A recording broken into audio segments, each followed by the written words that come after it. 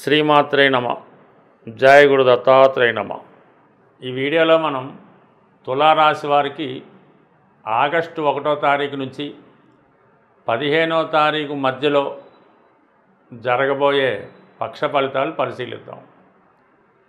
తులారాశి వారికి ఈ పక్షంలో ప్రధానమైనటువంటి మార్పుల్లో ఒకటేంటంటే రాశ్యాధిపతి శుక్రుడు భాగ్యస్థానంలోకి రావడం జరిగింది. అలాగే ధనాధిపతి కుజుడు 12లోకి రావడం జరిగింది. సో ఇది ఒక విధంగా చెప్పాలంటే బుధగ్రహ సంపూర్ణ అనుగ్రహం ఈ సమయంలో ఈ రాశి వారికి రావడం జరుగుతూ ఉంటుంది. అంటే శుక్రుడు రాశ్యాధిపతిగా 9వ స్థానంకి వచ్చినప్పుడు మీలో ఉన్నటువంటి కృషికి తగిన ప్రతిఫలం జరుగుతూ ఉంటుంది. సాధారణంగా ఈ రాశిలో ఉన్నటువంటి స్త్రీలకి ఇది చాలా అదృష్టయోగం అన్నమాట. స్త్రీలకి సంతానం కలగాలన్నా, వివాహం కలగాలన్నా, అదృష్టయోగం ఉండాలన్నా 9వ స్థానం బాగుండాలి. అంటే వారి యొక్క జన్మస్థానంలో 9వ స్థానం బాగుంటే, అలాగే గోచారరీత్యా ఇప్పుడు 9వ స్థానంలోకి ఈ శుక్ర గురువుల యొక్క ప్రవేశంతో స్త్రీలకి ముఖ్యంగా వివాహపరమైనటువంటి సమస్యలు ఏవైనా ఉంటే పరిష్కారం అవ్వడం జరుగుతుంది. అలాగే వివాహం కాని స్త్రీలకి వివాహ ప్రయత్నాలు ఫలించే అవకాశం ఉన్నది. అయితే ఇక్కడ ఈ సమయంలో మీరు దగ్గర చుట్టుపక్కలే కాకుండా కొద్దిగా దూర ప్రాంతంలో ఏదైనా విదేశంలో కానీ లేదంటే మామూలుగా ఈ బెంగళూరు, చెన్నై లాంటి సిటీలో కానీ వివాహ ప్రయత్నాలు చేసినప్పుడు వారికి వివాహ ప్రయత్నాలు కలిగే అవకాశం ఉంది.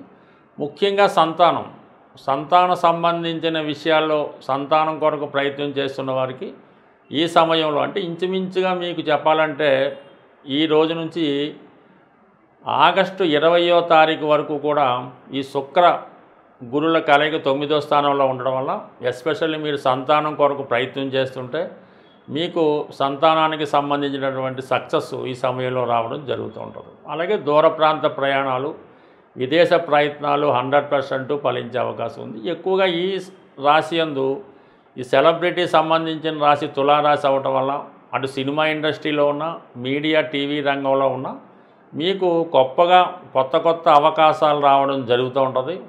తద్వారా మీ యొక్క రెమ్యునేషన్ కూడా పెరిగే అవకాశం ఉంటుంది. సో ఇది ఈ విధంగా శుక్రగ్రహ అనుగ్రహం ఉంటే, మరి శుక్రుడు గురువుతో కలిసి ఉండడం వలన అనేక రెట్లు అధిక ఫలితాన్ని ఇవ్వడం జరుగుతూ ఉంటుంది. ఇంకా కుజుడు 1000లో ఉన్నాడు. కుజుడు 12లో ఉండడం వల్ల రుణాలు తీర్చే ప్రయత్నం ఫలిస్తుంది. అంటే ఏదైనా మనకేమైనా ఫైనాన్స్ సంబంధించిన అప్పులు ఉంటే తీరుస్తారు. అంటే ఆ రుణమే కాకుండా ఏదైనా మీ యొక్క బంధువులకో, సోదరులకో, అన్నదమ్ములకో, అక్క చెల్లెలకో వాళ్ళకి ఏదైనా చదివించడం కానీ, వాళ్ళ పిల్లలకి ఏమైనా చదివించడం కానీ, మొత్తం మీద ఏంటంటే ఏదో విధంగా మీ యొక్క బంధువర్గంలో రక్త సంబంధీకులకి వారి యొక్క సహాయానికి, వారి యొక్క ఆర్థిక అవసరాలకు ఏ సహాయానికైనా మీరు కంపల్సరీగా వారికి సహాయం చేయడం జరుగుతూ ఉంటుంది.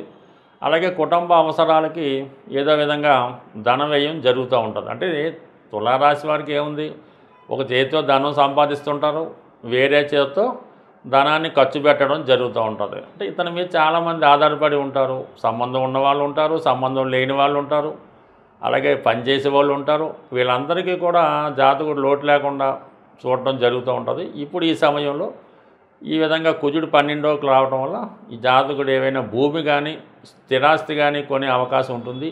భూముల మీద పెట్టుబడి పెట్టే అవకాశం ఉంది. అయితే సప్తమాధిపతిగా 1000లో ఉండడం వల్ల భార్యాభర్తల మధ్య కొద్దిపాటి విభేదాలు రావడం కానీ, అంటే మీ యొక్క భార్యకు కానీ, మీరు స్త్రీ అంటే మీ భర్త గారికి కానీ హెల్త్ ప్రాబ్లం లాంటివి రావచ్చు. ఎందుకంటే వాళ్ళు ఏదో పని మీద వేరే ప్రాంతం కొన్ని రోజులు ఉండవచ్చు. ఏదైనా భార్యాభర్తల మధ్య ఈ సమయంలో కొద్ది రోజుల పాటు విరామం, ఎడబాటు వచ్చే అవకాశం ఉన్నది. ఇక ఫైనల్గా రాహు 5వ స్థానంలో ఉండడం వల్ల స్పెక్యులేషను, జోదం వాటికి దూరంగా ఉంటే మంచిది. ఏమాత్రం వాటి జోలికి వెళ్ళినా ఇప్పుడు ఎక్కువగా ఆర్థికంగా నష్టపోయే అవకాశం ఉన్నది. ఇక శని 6వ స్థానంలో వక్రగమనం పొందడం కూడా కొంతవరకు వృత్తిలో ఎక్కువ పని గంటలు పని చేయవలసి ఉంటుంది. ఎంత కష్టపడినప్పటికి కూడా సరైనటువంటి ఫలితాన్ని పొందలేకపోతుంటారు. అలాగే పైపెచ్చు సహ ఉద్యోగుల నుంచి కానీ పై అధికారుల నుంచి కానీ కొన్ని ఇబ్బందులు వచ్చే అవకాశం ఉంది. ఈ కారణం వల్ల మీరు ప్రస్తుతం చేస్తున్నటువంటి ఉద్యోగాన్ని మారాలి అనే మీ ప్రయత్నం కొంతవరకు బలపడుతుంది. బట్ ఏదైనా ఇదే ఉద్యోగాన్ని కొంతకాలం పాటు కంటిన్యూ చేసుకుంటేనే మంచిది తప్ప తొందరపడి మారినా కూడా అక్కడ కూడా ఇదే పరిస్థితి వచ్చే అవకాశం ఉంటుంది. కాబట్టి సాధ్యమైనంత వరకు నిదానంగా వ్యవహరిస్తూ ఓర్పుతో ఉన్న ఉద్యోగాన్నో ఉన్న వ్యాపారాన్నో కొంతకాలం పాటు కంటిన్యూ చేసుకుంటే మంచిది. సాధారణంగా మన జాతకరీత్యా శుభంగా ఉన్న నష్టంగా ఉన్న కొన్ని పరిహారాలు అన్నవి చేయడం జరుగుతూ ఉంటుంది. అయితే మనం కొన్ని సందర్భాల్లో ఎన్ని పరిహారాలు చేసినప్పటికీ కూడా మనకి అర్హత ఉండి కూడా ఆ ఫలితం రావడం లేదంటే కంపల్సరీగా మనం నివసిస్తున్నటువంటి గృహంలో ఏదో విధమైనటువంటి వాస్తు దోషం ఉండడం వల్ల మనం చేస్తున్నటువంటి ప్రయత్నాలు ఫలించకుండా పోవడం జరుగుతూ ఉంటుంది. అందువలన కొంతమంది అపోహ ఏంటంటే మీకు ఏదో ఒక సొంత గృహం ఏదో ఊర్లోనో టౌన్లోనో ఉండడం జరుగుతూ ఉంటుంది. మీరు కారణాంతరాలు ఉద్యోగరీత్యా ఏ సిటీలోనో వేరొక ఇంట్లో అద్దెకు ఉండడం జరుగుతూ ఉంటుంది.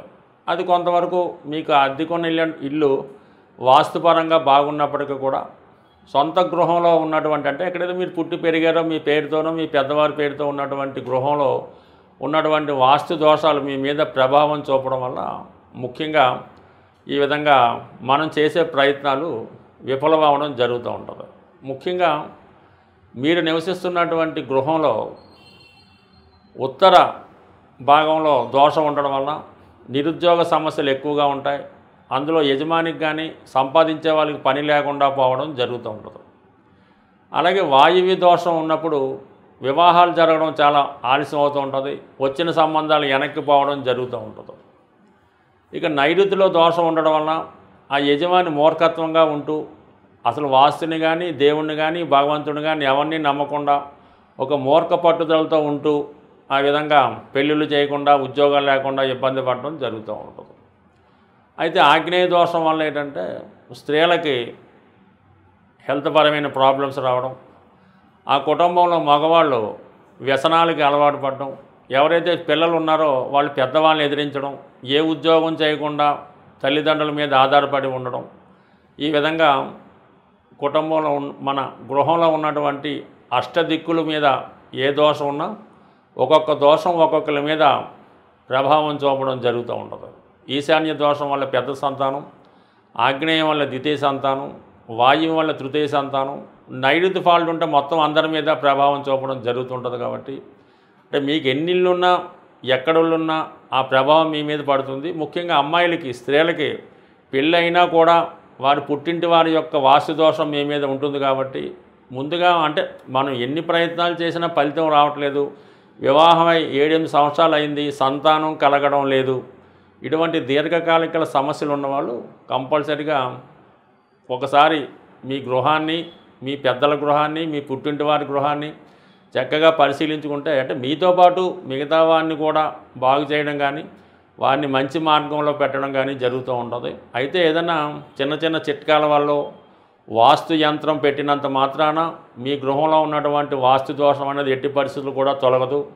దాన్ని ఫిజికల్గా సరి చేసుకుంటేనే మనకి వాస్తు సరి అవుతుంది తప్ప అది ఏమాత్రం ఈ మధ్యకాలంలో వచ్చినటువంటి వాస్తు యంత్రాలు పెట్టినా చిన్న చిన్న జిమ్మికులు పెట్టినా కూడా సాల్వ్ అయ్యే అవకాశం లేదు. వీటన్నిటికన్నా ఎక్కువ వీధిపోటు ప్రభావం ఉంటుంది. వీధిపోటు ఏ దిక్కు నుంచి వచ్చినా ఆ గృహంలో ఉన్న వాళ్ళకి ఏదో విధమైన సడన్గా జరిగే సంఘటనలు జరుగుతుంటాయి. కాబట్టి కంపల్సరిగా మనం బాగుపడాలనుకుంటే కంపల్సరిగా వాస్తుని సరి చేసుకోండి. జీవితాలు 100% నా అనుభవపూర్వకంగా నేను చాలామందిని సరిచేయడం జరిగింది. వీళ్ళంతా కూడా ఇప్పుడు సక్సెస్ఫుల్గా ఉండడం జరుగుతూ ఉంటుంది.